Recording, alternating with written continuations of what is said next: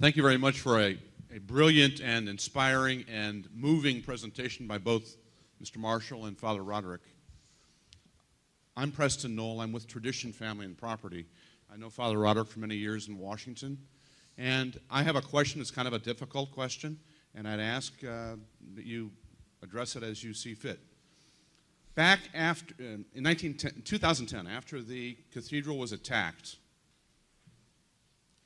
and all those martyrs were made, the organization I'm with and our campaign called America Needs Fatima mobilized nationwide in the United States. We have 900,000 members to get support for the community there. There was a mass held over in Dearborn, South Dearborn, Michigan. We went to that with a moving homily by the priest mentioning that the Chaldean Catholics had as their lot to be martyrs through the ages. This was not new. And he was exhorting the faithful who were living in relative comfort to think, would they have gone to church in Iraq, in Baghdad that day, to suffer martyrdom? Well, we made noise about this. We wanted more people to help. We tried to mobilize as we're talking about. When we and I spoke with the priest afterwards, one-on-one. I was invited there to help lead the rosary, for heaven's sake. So they knew who we were. Afterwards, we tried to contact them over and over and over. They respond to no phone calls, no emails. And so my question is something happening in Iraq from whatever religious authorities who are saying, perhaps, I don't know, what they're doing there in the United States in this regard is not helping us? What do you think? Is that a possibility? Well, the question is easily answered. I don't know. It's not a helpful answer. I haven't heard of anything of that kind. There is the situation of very many church hierarchies in the United States that they don't get involved in this because it's touchy, because the sort of, for many of them, it's you know, we want to reach out to Muslims and this gets in the way. It doesn't fit with a lot of the narratives going on. So they're reluctant to do that. But I don't know anything from Iraq to here. If I could say they would get news to people in Iraq, yeah. And then break of relations. I mean, why no response to that? I don't know. I would check with our earlier speaker of Syrian on that matter. If I could add something else, this came up earlier, and Keith may know more. In terms of sort of responses now looking within the Catholic Church more generally as to what is happening, my impression is there's more happening. It's increased. The attention to these issues, particularly in the Middle East, is increasing within the senior levels of the Church.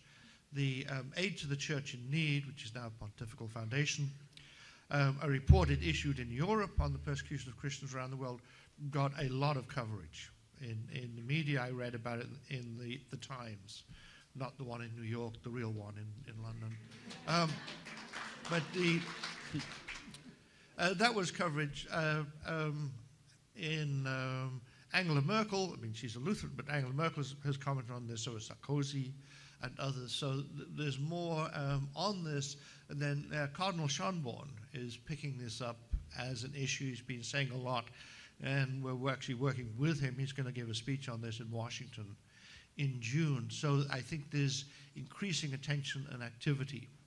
But that always has to be played politically, both in the bad side, obviously, but I mean in the good side. It's sensitive. The thing is, if you're an international church, you've got hostages. So you say this, what happens there?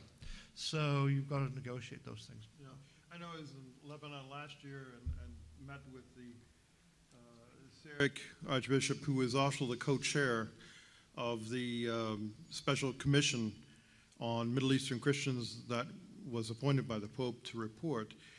And he indicated that they are moving towards a final report of that conference, but there is difficulties even within the leadership on what the form and content of that is. And I think part of that reflects what Paul was mentioning about the hostage mentality. But in some ways, you have to allow that and step around it, okay? Sometimes being a leader providing leadership are almost two incongruous words. And so sometimes we're working towards the leadership of the church to lead us in the direction we need to go, when in reality, it's more secure for them if we do it and they follow. Because of the political and the other implications that they have. We've got another question right here, gentleman with the microphone. We do not need a crystal ball to see that hundreds of thousands of people are awaiting to be slaughtered and massacred in Syria. What are we doing to prevent that or minimize the total slaughter? I don't think we're doing anything. One of the issues that we raised in Lebanon was, are there contingency plans even by the religious leaders of the churches in Lebanon to receive Christian refugees from Syria? And at this point in time, there really seemed to be no inclination to set together a plan of action. And that's unfortunate. But politically, I'm not sure we've dealt with it any better. From a United States perspective, I think, unfortunately, as we can see from the Iraq example, that there wasn't a great deal of effort of looking towards the well-being of Christian refugees from Iraq, either in Syria or Jordan or Lebanon. Okay. I'll just say parenthetically, Cynthia didn't get to address this, but particularly in Egypt, the ability for people like Cynthia, Copts, to get asylum involves obviously going to the American embassy, where they will almost always be screened by somebody who is an Islamist, by somebody who will begin by chastising him. Now, here's the thing you have to remember. Those people are hired by the United States. They are not appointed by the Egyptian government. They are hired by us. Well, yes, but it's gone on before Obama. This has been a policy that's been in place. As a matter of fact, the only Western country that I know that now eschews that and does not necessarily use political correctness to hire their visa monitors is Germany. For some reason, that's probably got to do with the fact that Germany's already beginning to question their whole tradition of multiculturalism. A question right here. Rifat Abdul Malik from the St. Mark Coptic Church of Chicago. I agree with you, and we have complained regarding how the embassy, when you walk in, you think you're walking into a Pakistani embassy. Of all the kind of mosques that are really spread all over the hallway where people wait to get an interview. My comment, it's a comment to answer Father from the Byzantine Church that asked, were the Christians protecting the Muslims? We have a videotape of a Christian priest that has protected not only people praying, but protected a soldier who was caught driving in Maspero one of those Humvees, which are supplied by us again as Americans, that was killing the Christians. And I have a video of this that we will show. Eric has agreed that we show that video to you during the lunch hour to see how much the lies of the Supreme Council of the Army, how much they negate that their soldiers were killing Christians in Maspero. And I'm doing that in support of Cynthia, as she has not had the benefit of that videotape, but we have it with us. I also wanted to mention one thing, as Father said, that we are preaching to the choir.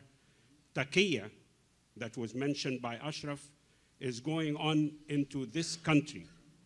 And we have a group of people in Chicago that is really promoting a coalition of churches to keep the United States congregation informed of what is happening in our own backyard to Islamize the United States, not only Europe, but here. And we know sorry to be so late in the comment. We know that there is communities in the suburbs of Chicago where there are majority Muslims. It's no longer taqiyya, it is sharia, that they do not go to the courts of the country. They have their own courts to settle their own disputes among themselves. So we really need to worry very much about the Middle East, but also keep our eyes open to what's happening in our own backyard. Thank you. In terms of the Quran burning, I wrote a few articles about it at the time when Terry Jones was threatening to burn a Quran and didn't. And there was, it was all this fuss. He got he becomes the focus of the entire world. And it was a big mistake for American politicians to get involved. That's what gets it there. You should ignore the guy. It was a mistake for the media to get too much attention. Similarly, over this latest Quran destruction in Afghanistan, I think that somebody in the base or the local sergeant should have apologized, whoever's involved in it. For an American president to apologize makes it seem like America's doing something. You inflate it. Now, how many of you know whether Terry Jones has in fact burned a Bible, burned a Quran? Yes, he did. Yeah. When did he do it?